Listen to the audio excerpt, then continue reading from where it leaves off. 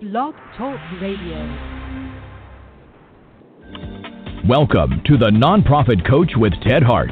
Since 2010, the most listened to radio show in the nonprofit sector dedicated to helping your charity succeed. It's no secret that combining online and offline techniques is the key to fundraising success, and practical nonprofit management advice is what you need. The Nonprofit Coach with Ted Hart is the perfect landing point to learn from top experts around the world who provide advice you can use. Ted Hart is without a doubt one of the foremost nonprofit thought leaders.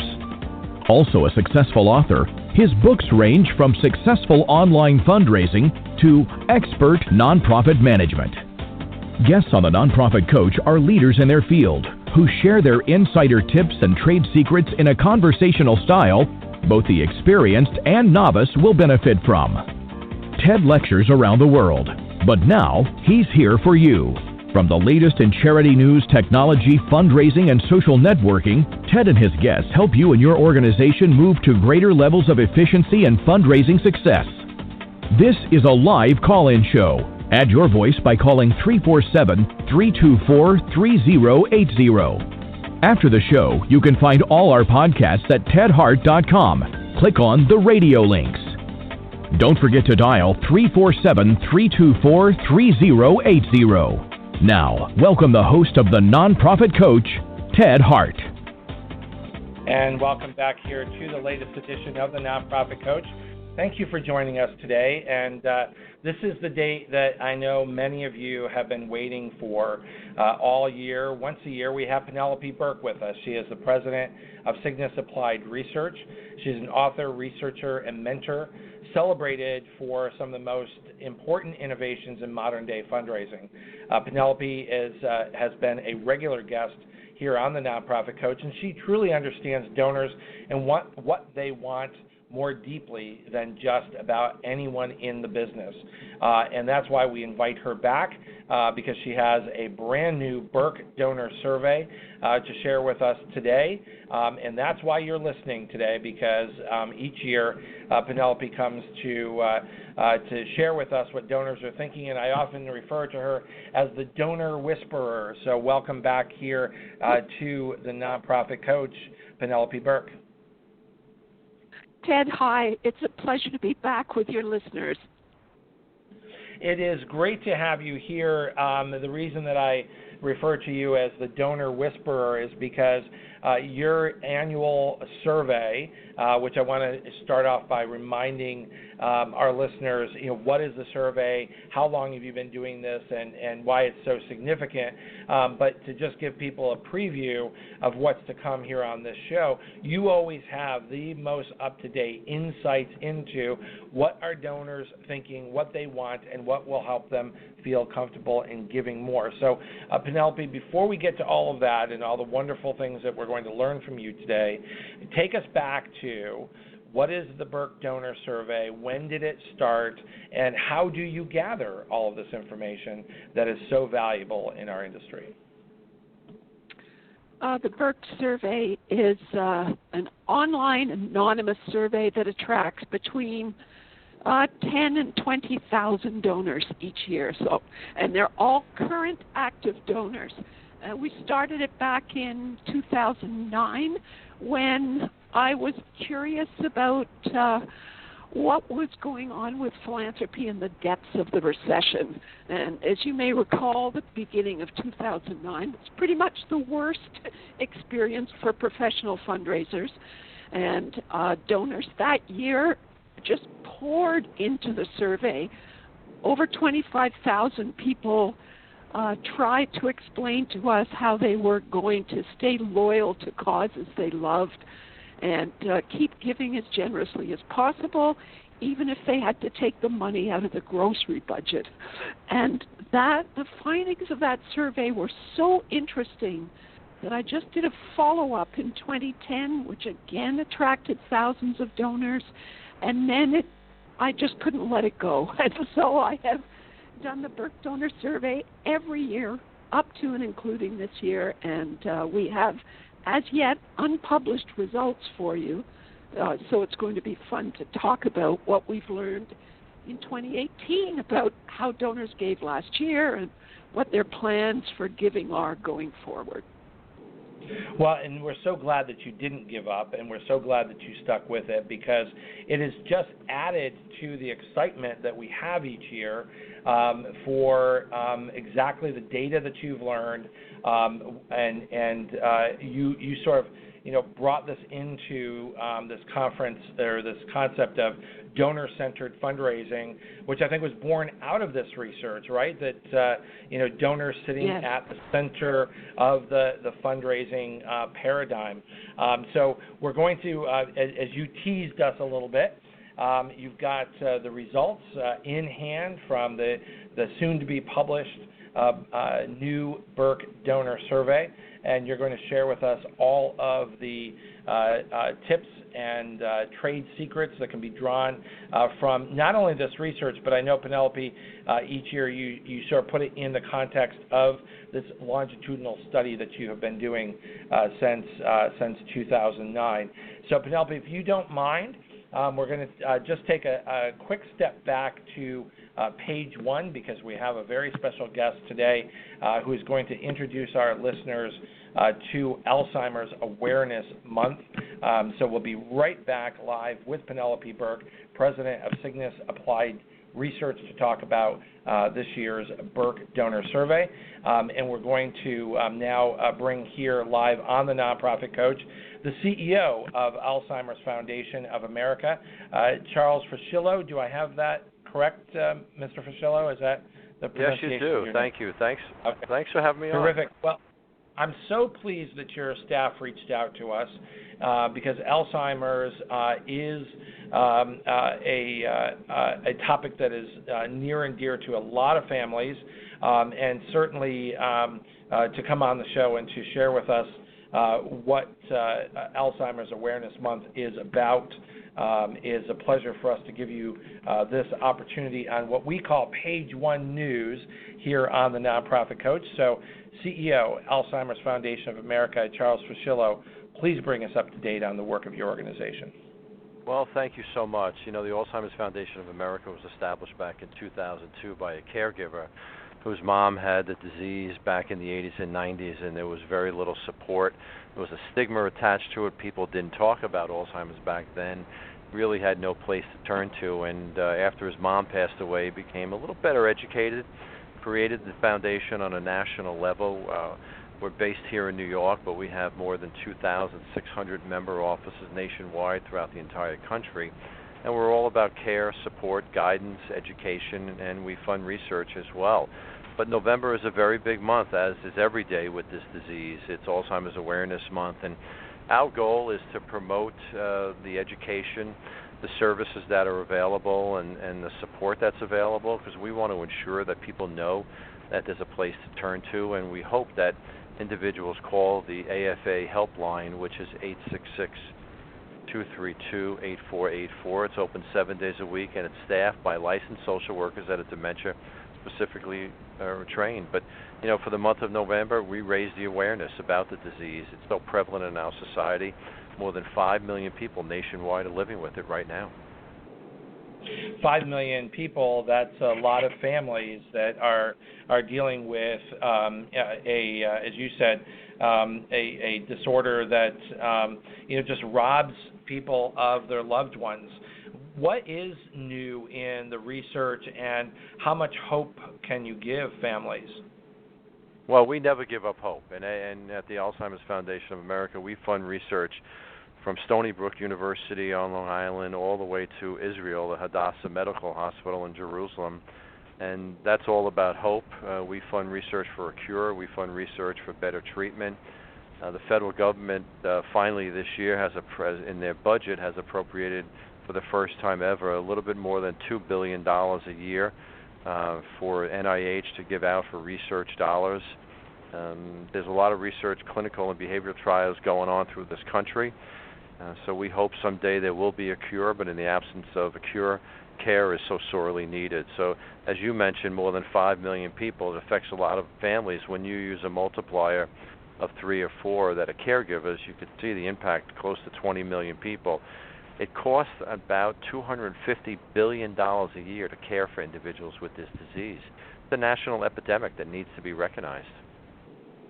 And that's really part of the focus of Alzheimer's Awareness Month, is it not, to make sure that both the families who are dealing with this disease can get the support and care that they need, and the loved one who has the disease, but also for those of us who are not directly affected to understand the effect on society, and how, even though we may not have someone at home who has this disease, we're all really affected by Alzheimer's, are we not? You're absolutely correct, and that's why, during the month of November, we are promoting free memory screenings. One of our signature programs is our National Memory Screening Program, where we offer memory screenings throughout the country, and individuals can find a site in their state close to their home by going to our website, which is alzfdn.org, and clicking on the link for National Memory Screening Program right here in New York in our offices at 322 8th Avenue on Mondays, November 5th, the 19th, and 26th from 11 a.m. to 2 p.m. We're offering memory screenings. Kmart Pharmacy has joined our partnership. They will, for the third year in a row, be conducting free memory screenings in all of their stores nationwide during this month. And, we hope to screen more than 50,000 people this month. That's our goal. We also have more than 300 landmarks, nearly 300 landmarks worldwide.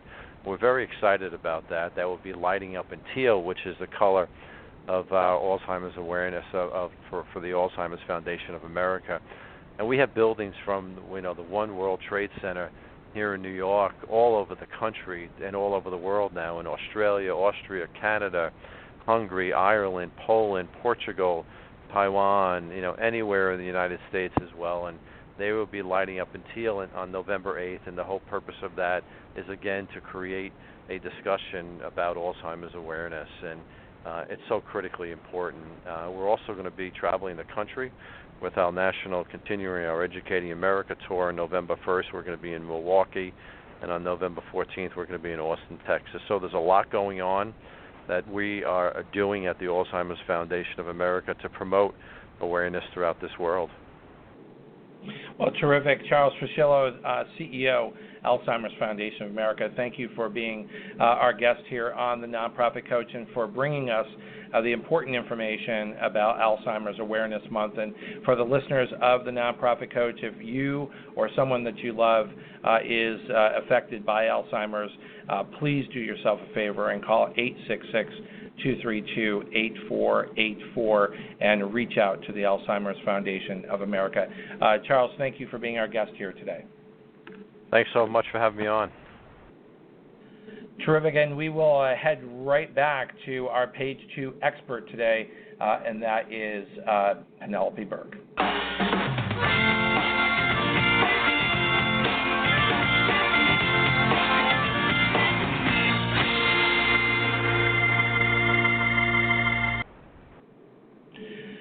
Penelope, we teased before we went to share the important information about Alzheimer's Awareness Month. We teased that you've got some really important information that every single listener today here on the Nonprofit Coach needs to know if they want to succeed this holiday season, if they want to succeed in 2019 with their donors.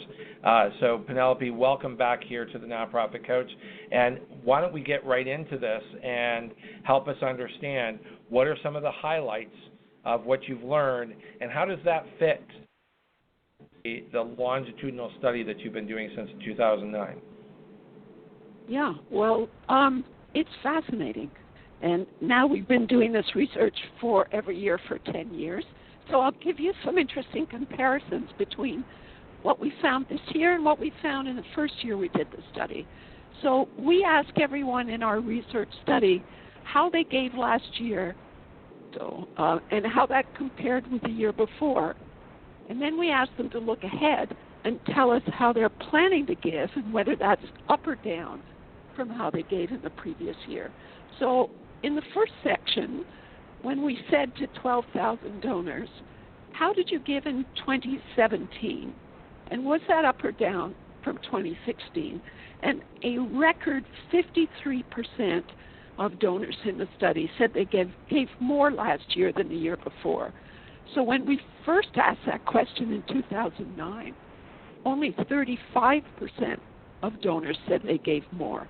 So that's a huge improvement over that period of time. And there's been a steady increase in the sort of positive optimism and performance of donors ever since about 2012, when numbers started to really rise. And just as good, among the donors who said they gave less last year than the year before, in our current survey, only 8% decreased their giving, but back in the first year of our survey, 24% gave less. So there's been a huge improvement overall.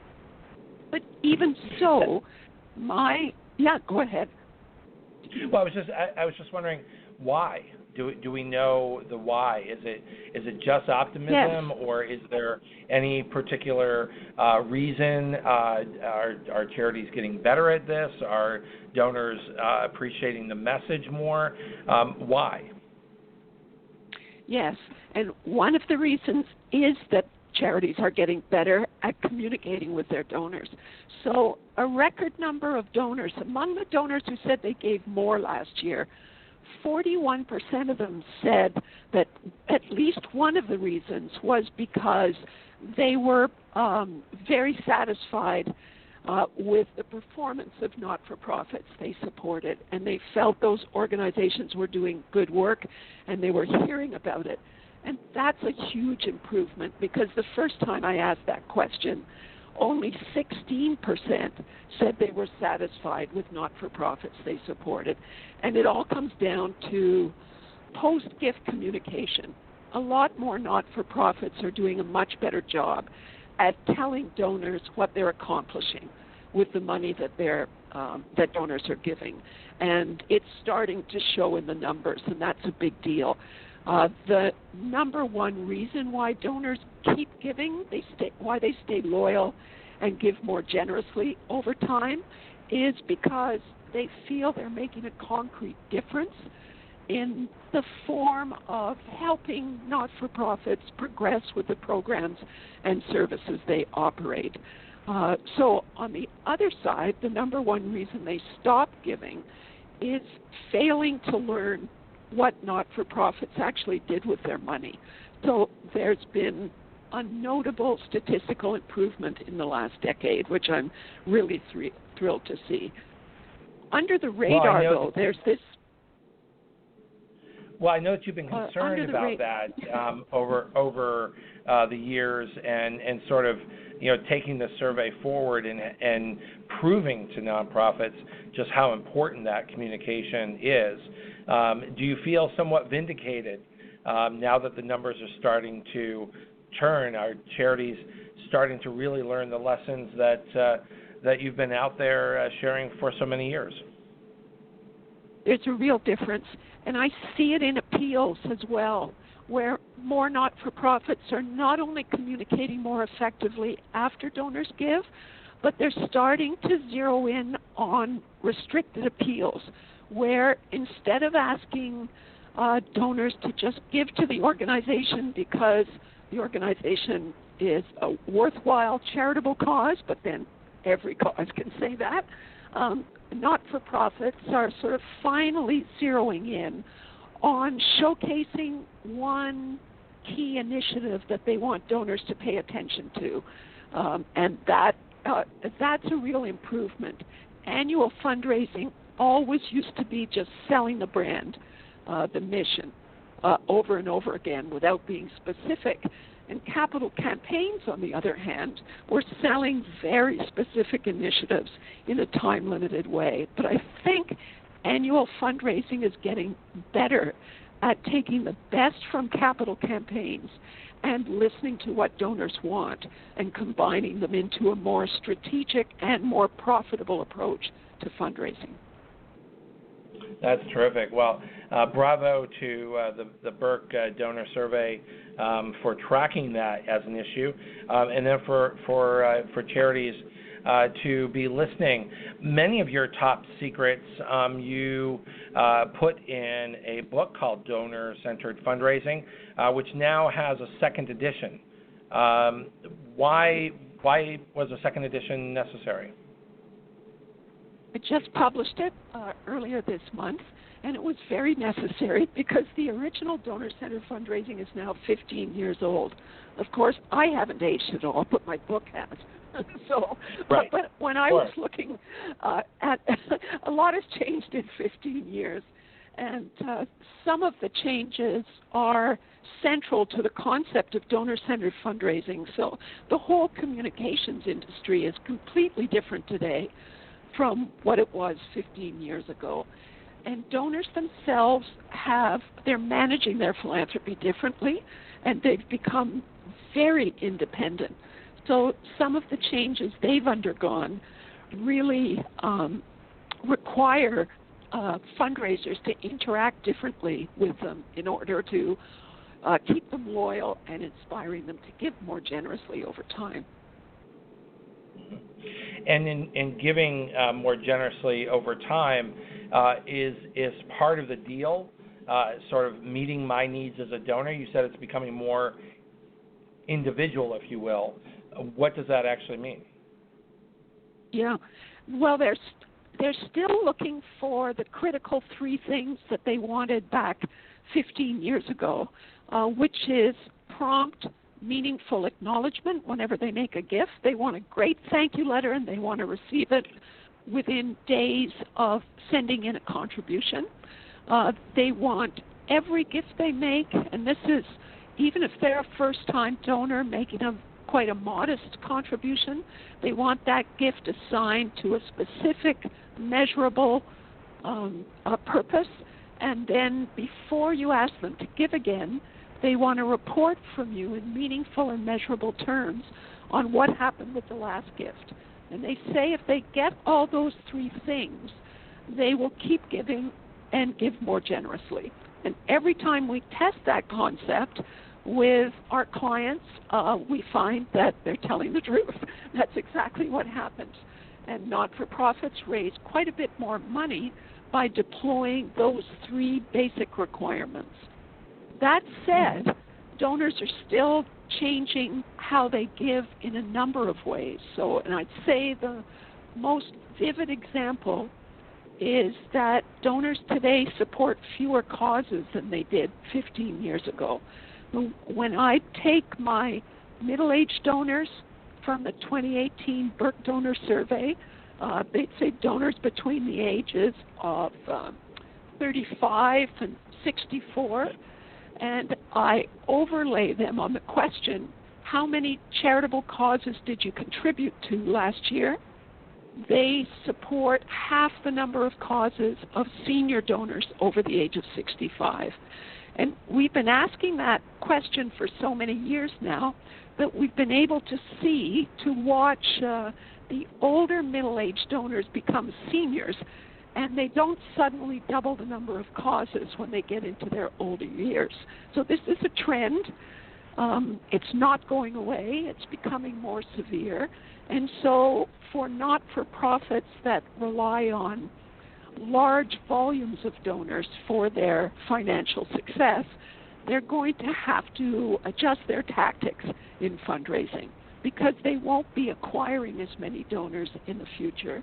So the focus needs to shift over to retaining the donors that they already have, because that's where the big money will be made. Mm-hmm. Mm-hmm. So in shifting those tactics, how hard or how easy do you think that would be for a nonprofit organization who's committed to trying to, implement the tactics that you're talking about here? It's both impossible, and I wouldn't advise it anyway, to shift all of a sudden with all their donors.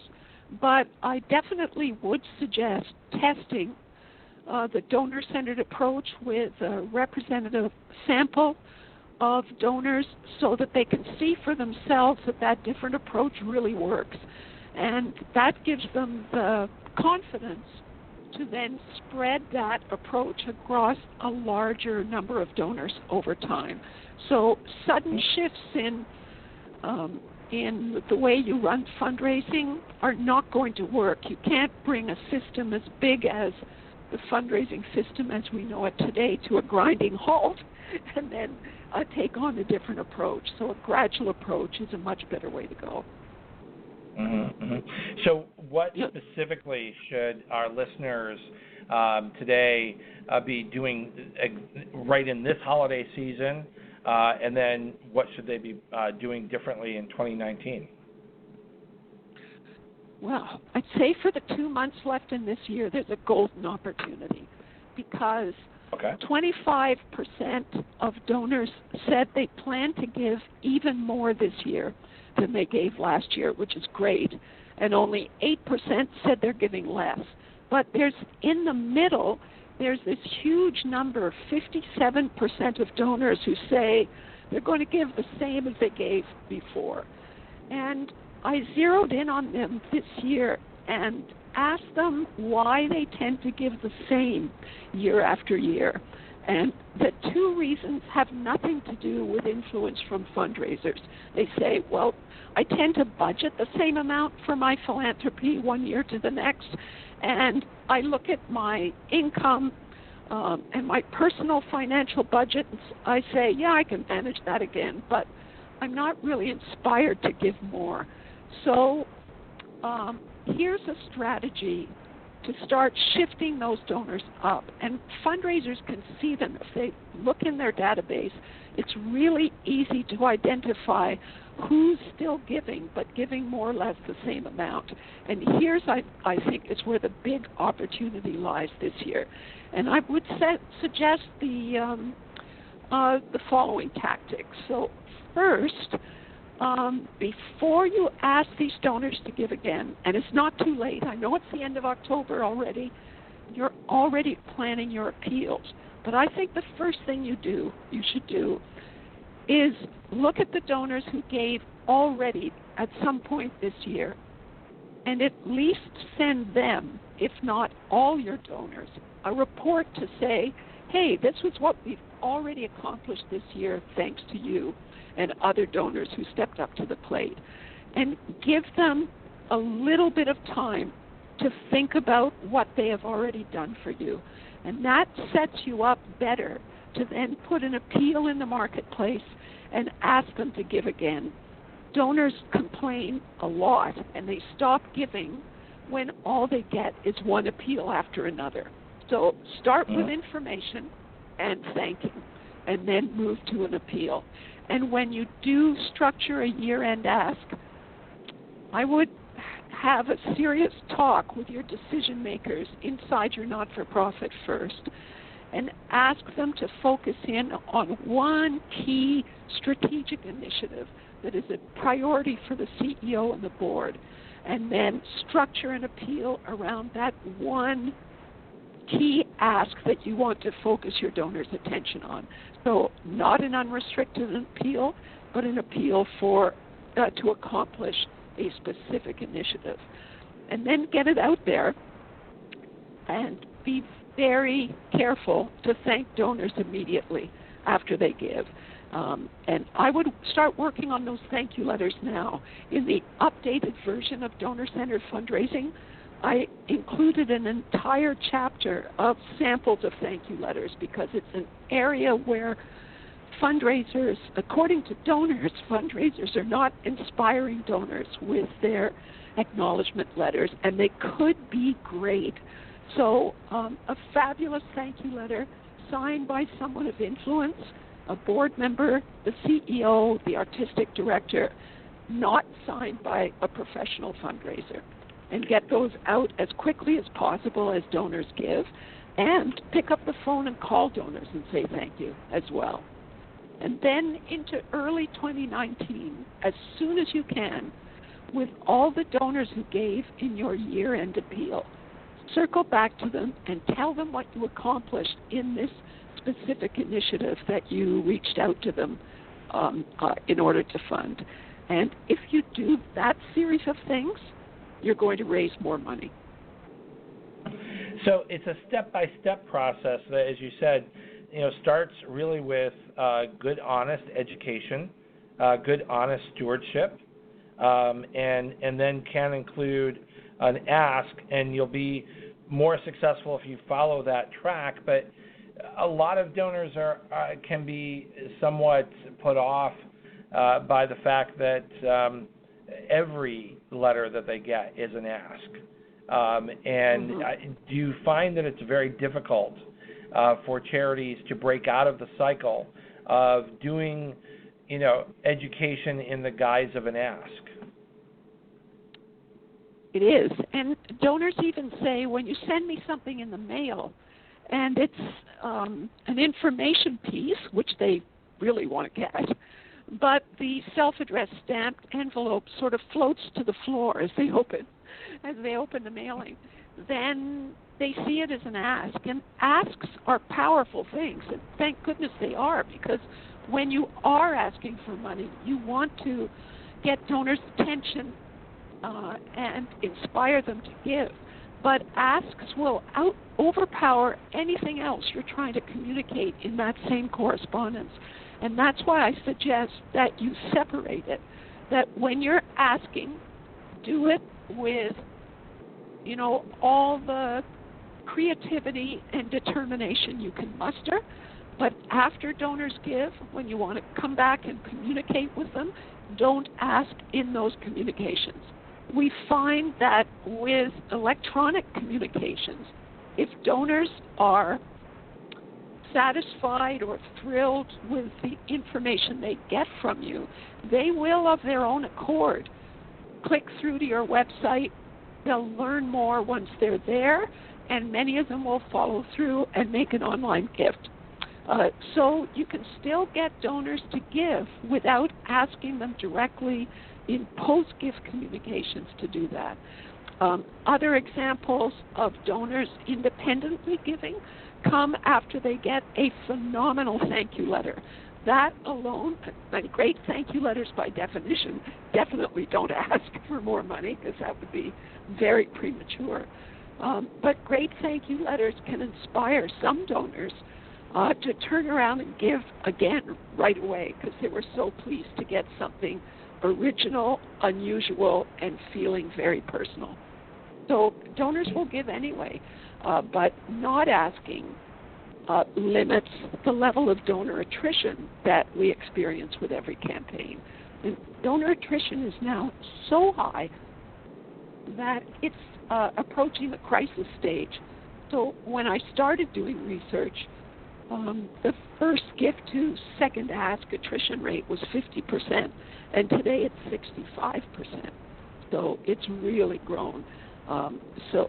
You invest a lot of money and a lot of professional time in acquiring donors in the first place. So to lose 2 out of 3 right from the get-go is a big waste of resources. So whatever you can do to hold on to donors as soon as you've acquired them is a really good thing. And it will have a snowballing impact for years.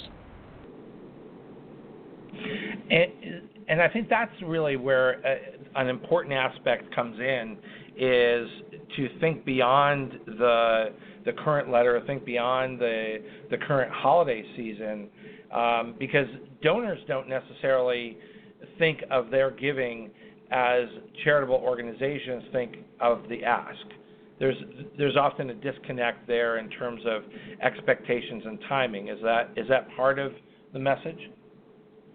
Yes, it is, because fundraisers are under pressure to bring in more money every year, and there are deadlines. There's the calendar year deadline, there's the fiscal year deadline, and so I sympathize with their focus on the 12-month cycle. But donors don't work in a 12-month cycle necessarily. They work by inspiration more than anything else. So they will give and give often to a single organization if that organization is sort of, quote, selling, unquote, something really exciting, and respects them, treats them well, and communicates at the back end. So they will give more often than once a year, or they'll, in the case of disaster relief giving, many donors give when there's a large-scale disaster unfolding, and then they don't give again until the next large-scale disaster comes along, and that could be years later. So the calendar isn't as important to them, but you can inspire them to give, and to give promptly so that you can meet your internal pressure deadlines by being donor-centered and very specific, and then speaking to them in really compelling language as well. You know, appeals have to be both emotionally and intellectually fulfilling for donors. So a combination of evidence about why your organization is the best to solve a program or to innovate a new idea, but also giving them examples through storytelling. And then the toughest thing of all is communicating both the intellectual and emotional approach to your case in a concise manner. Our latest research is that donors say they'll give you a few seconds and about 15 to 20 words to try and grasp what it is you're trying to tell them. And if you don't sort of hit your main point right away, they're likely to dump your email and move on. So things are moving much, much faster today than they were before, but donors are still very, very tied to the idea of philanthropy. They say that for them, giving is incredibly personally important because it gives them the opportunity to answer the question, am I a good person? And so, yes, they're trying to monitor the effectiveness of not-for-profits they support, but they're also trying to monitor their own effectiveness as members of the community and good citizens. So they're giving more, and they're still leaving money on the table. I'd say maybe the happiest finding of our research study this year is that in spite of 2017 being a record-breaking year for giving, still 36% of the donors that we surveyed said they gave less than they could have. They left money on the table. And when I cut that by age and look at the youngest donors in the survey, who are a phenomenon, 53% of donors under the age of 35 said they undergave in 2017, even though their giving was a record for them that year. So there's huge potential out there. Well, that's a very important number that you bring each year. Is this concept of that there's still money left on the table, that donors aren't being inspired to maximize their giving potential, and as you've just pointed out, under age 35, 53% still have giving potential. We're going to take a quick break here, and Penelope, when we come back, you just brought up a very important topic here for all of our listeners, and that is the role of online giving, the role of email in this sort of relationship-based approach.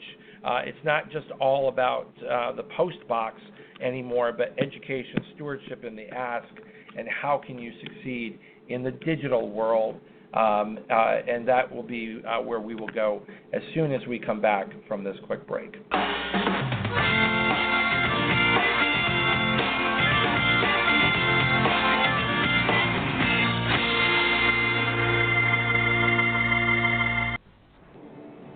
Have you ever wished you could take back an email you sent to the wrong person? Or have that nagging feeling that your confidential message was forwarded without your consent?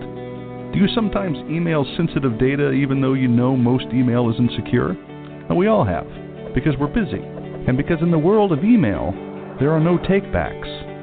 Until now. Introducing Virtru, the simple way to send and receive secure email with confidence. Virtru is easy to install and use, and it works with your favorite email programs like Gmail, Outlook, Yahoo, MacMail, and more. When you hit the Send Secure button, your email is encrypted before it leaves your computer or smartphone. And even better, you can revoke a message at any time. You decide whether a message can be forwarded by recipients. You can track where your message is forwarded, and more. Download Virtue today and start sharing with confidence, because everyone deserves digital privacy and security without hassle. Please grab your calendars. Next week we will be here live on the Nonprofit Coach, of course, 12 noon Eastern, and our page 2 expert will be Ilana Harmon, and Ilana's got a terrific new book just published that she's going to share with us, and that is called Learning on Purpose, how each nonprofit position can use evaluation to get the answers they need, and that's next week here on the Nonprofit Coach. And don't forget, if you have Amazon Alexa at home, you can now say, hey, Alexa, play Nonprofit Coach on TuneIn, and it will play the most recent edition of our podcast, which, of course, immediately following this show will be Penelope Burk's show. And if you want to keep listening, just say, Alexa, next, and it will automatically move to the next podcast within the series here on the Nonprofit Coach. To learn here from the Nonprofit Coach. Remember, our podcasts and archives are always available 24 hours a day at tedhart.com. Click on radio links. If you're listening live today, the phone lines are open. Call in and ask a question by dialing 347-324-3080. Now, back to the Nonprofit Coach with Ted Hart. And we're live here with Penelope Burk, the president of Cygnus Applied Research, talking about the 2018 Burk Donor Survey. And before we went on break, Penelope, you had raised this issue of the role of email and digital technology, which is nothing new, but I think a lot of nonprofits still are struggling with how do they use digital technology with traditional technology to build the kinds of relationships that your research, quite honestly, demands. Donors are demanding that kind of relationship with the charities that they care about. First, I'll say that when it comes to appeals and transacting gifts, online gift transaction has finally caught up to direct mail. First time ever. This year, 48% of donors said they made at least one gift electronically online, and 48% said they gave through the mail at least once. And in all previous surveys, mail always outstripped online. So even among our donors over the age of 65, for the youngest seniors, they're preferring to give online, to do research online. Everything has really morphed and changed. And I guess that's not a surprise to your listeners. But what is surprising is as online giving has become more commonplace and online communication, print has developed a new cachet. And so it's becoming, once again, attractive to donors. So if, for instance, you send most of your communications to donors via email, then every once in a while sending them something in the mail grabs their attention today in a way that it didn't 5 years ago and certainly 10 years ago. So it's interesting. And what we're finding from all donors is they're not sticking with one way in which they do their background research on not-for-profits or in ways that they transact gifts. So they might give online this time, the next time they might use the phone, time after that they may give through the mail. They are, every time we come up with an innovation, a lot of the innovations today are in the social media side of communication. Donors keep just sort of adding options for giving and learning about not-for-profits to the ways in which they do now. They don't tend to replace one thing with another. So it means for for fundraisers and the organizations they work for. They really have to be functioning in all kinds of communications arenas simultaneously if they want to be successful with donors. And as you pointed out, there's so much potential still, as you say, left on the table. Is there any particular approach that you would recommend looking past the holiday season, building into 2019? As you said, you're learning from your survey that direct mail now feels like something new because there's so much electronic solicitation. Does it get more attention? And what about these under 35 donors who have potentially the largest percentage of their giving still yet to give? Well, not only do the majority of young donors say they intend to give more this year, which is just phenomenal, but while their gift values are understandably less than middle-aged or older donors, their giving is held back by underemployment and student debt largely. But since 2011, I've seen their average gift values for a year's worth of giving grow exponentially. So right now they give at a rate that's about 20% of the value of gifts offered by middle-aged donors. But the percentage increase is rising among young donors faster than anywhere else. And you can see it in the generation statistics. Baby boomers are retiring at a higher rate than ever before, and that's a big demographic that's leaving the business industry, quite quickly. And it means that young donors who've perhaps got into the bottom floor of the job market are finally moving up the ladder and are earning higher pay. And it's happening quite quickly. So in the last 2 Burk donor surveys, I've seen a big increase, not only in the amount of money that our young donors are giving, but they're also starting to support more causes where middle-aged and older donors are reducing the number of causes they support. So they're going ahead in a number of ways. They're not as influenced by economic swings as older donors are, so they don't tend to hunker down when the economy takes a dive or even goes down slightly. They are more willing to give to emerging causes that older donors are not as confident about giving to.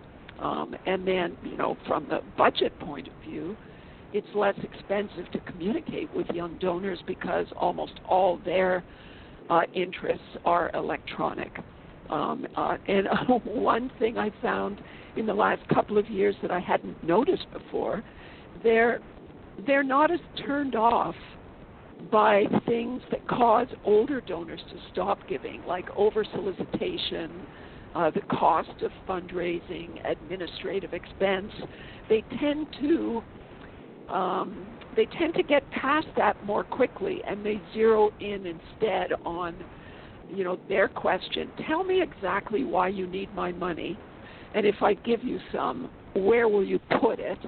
And what's your track record been in the last year with money you've received from other donors? And for young people, if you can answer their questions, those 3 questions, you're going to be in good shape because they are the rising stars of philanthropy. And is it the new shiny nickel that gets more of that attention, or is it slow and steady, which might lead you to organizations that have been around for a while? I mean, what is the struggle there? And if you're in either one of those camps, how do you succeed? Well, Besides, I talked about restricted versus unrestricted giving already, which is the one thing that holds fundraising back more than anything else. But the second culprit is the way we define which donors are worthy and which donors aren't. And we do that by looking pretty much solely at gift value. So if someone gave a really generous gift, they get treated better. They get faster thank you. It's a more personal letter. They get information about what their gifts are accomplishing. If they give really generously, they're even offered the option to decide where they're going to put their money. And then if you give modestly, which most young donors are still doing, you don't get noticed. You're sent more appeals, but you're not given those same considerations that more generous donors get. And so what comes out of our research, and my sort of critical question is, if donors who are giving at the modest end of the scale get nothing to inspire them to give again, which is communication and personal acknowledgement, then it's not surprising why they stop giving. And this is critically important with young donors. If they fall under the radar because of gift value, or first-time donors, regardless of their age, and about 70% of donors, at the point they make their first gift to a not-for-profit, say they hold that gift value back on purpose. They want to see how the not-for-profit will communicate with them, what will happen after.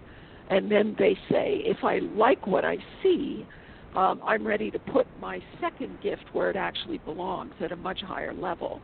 So first-time gifts are not at all indicative of what a donor could actually contribute. And young donors' gifts are not indicative of what they could give in the future. So if we kind of set gift value aside, we'll make a lot more money. Right. I often refer to those, and I wonder what you think of this, as sort of donors with training wheels, because they're trying you out. They haven't really made a commitment at that donor level, and they want to see, how am I treated, how am I valued. Is that a reasonable way to sort of view those early donors? And I suppose in some cases they could be young donors, but lower end donors can come in lots of different flavors, right? Mm-hmm. Yep, they can. And I guess if donors heard us say this, they would say it's the fundraisers who have the training wheels, but because donors are trying to get fundraisers to sort of come around to their way of thinking. And I do agree with them that what they're asking for is hardly outrageous. It's pretty logical and modest, and there's a whole lot of things that they say they don't want or don't need, and they think fundraisers are very kind to spend money publishing their names in reports and what have you, but they're not at all convinced that this has an impact on who they support or how much they give. So, the donors are reasonable people by and large. Sort of, there's the odd high-maintenance donor out there who grabs a lot of attention, but most donors don't ask for very much, and they're willing to give a lot more. So, there's all kinds of potential. I'm wondering, in hearing all of this such important data, how much of this is really about a sense of community, whether that's an online digital community, or I'm giving like other people give, or I give to like causes, or is that sort of an age-old story that just takes on different look and feel over time, but that the young donor wants to be a part of a community, whether that's the new charity or the new way of giving. The more seasoned donor wants to, give to like causes or causes that they understand or have cared about. How much of this is about a sense of community of giving? I think it's definitely there, and you can see the results in innovative fundraising initiatives like giving circles. And even among young donors in their social media-based relationship with not-for-profits, they're, of course, not surprising. Young donors are the most active in social media, but they are willing to reach out to their own networks, and some of them have quite vast networks, and endorse causes that they support. They're willing to create a community through social media around a cause that they believe in and raise funds independently in that way. We did research in the last 2 years on mass influencers, that about 16 to 20% of those who follow you on social media are very active, and they use the communities the social media communities that they've built up to really help out not-for-profits in many ways, not just giving, but volunteering as well, providing information, just getting engaged. So it's real. And yes, in some donors sort of give quietly and independently, and the whole sense of community doesn't maybe mean as much to them as it does to others, but the majority of donors, here's a great example. Of all the areas in donor recognition events, donors say, are the single most effective way to ensure that they will keep giving loyally and give much more generously over time. And of course, events are designed to bring donors who support the same cause together, not just to learn more about what the not-for-profit is doing with the money they're giving, but to meet and spend time with other donors who support the same organization. In a study we did last year, where some of the donors I interviewed were at the Philanthropist of the Year level of their giving, so they're invited to every donor recognition event in town because their giving is so broad. And they say, look, I can't go to the mall and I have to make choices, but if a not-for-profit asked me to come to their event and sat me at a table with 7 or 8 young people who had just started giving, I turned them into philanthropists before the night was over. So it's very exciting. They're not only looking to be with people who are similar to them. They want to sort of define and open up new communities by helping young people see the benefits of philanthropy and what it's like to be a lifelong donor. It's very important to them. So each generation can learn from the last. Penelope, I have to tell you, this hour always goes by so fast, and the richness of your data is just so evident. We've got just about 2 minutes left, and I was wondering in that time if you can, first of all, let my listeners know how they can get your new book, the new donor-centered fundraising book, how they can reach out to you and learn more about the data that backs up the Burk Donor Survey. So if you can sort of round us out here with that information, that will help all of our listeners. Great. So both our Burk Donor Survey, when it's published, which will be soon, and donor-centered fundraising, which is available now, are on our website. And I suggest you get the book there rather than at Amazon because it's less money.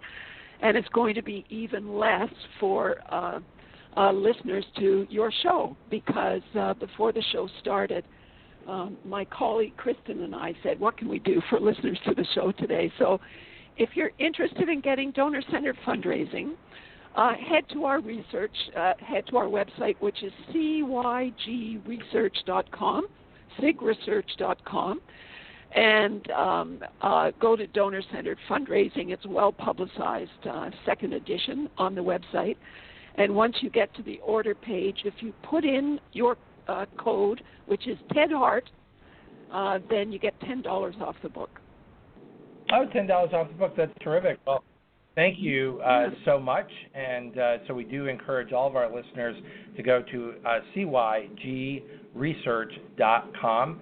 And Penelope Burk, thank you for being our guest here again and bringing us all of the tips and secrets of how to success during the holiday season and in 2019. That has been the Donor Whisperer here on the Nonprofit Coach. Thank you so much. Thanks, Ted. You've been listening to the Nonprofit Coach Radio Show with Ted Hart. Tell all your friends to check out our production schedule and download our iPod and iPad-friendly podcasts at tedhart.com. Thanks for listening to the Nonprofit Coach. When it comes to cleaning your house, who doesn't wish un galán with a trust fund swept in and passed the mop to your evil stepmom like in the telenovelas? Hola, it's Chiquis here, and although life isn't always like in the soap operas, Fabuloso does bring a clean that's always over the top. Get your home dramatically clean anytime you like, without any evil mama drama. Just long-lasting lavender freshness. That's Fabuloso, taking the drama out of any mess. Fabuloso's 2 times concentrated formula provides 2 times more active ingredients versus non-concentrated Fabuloso Original. Use as directed.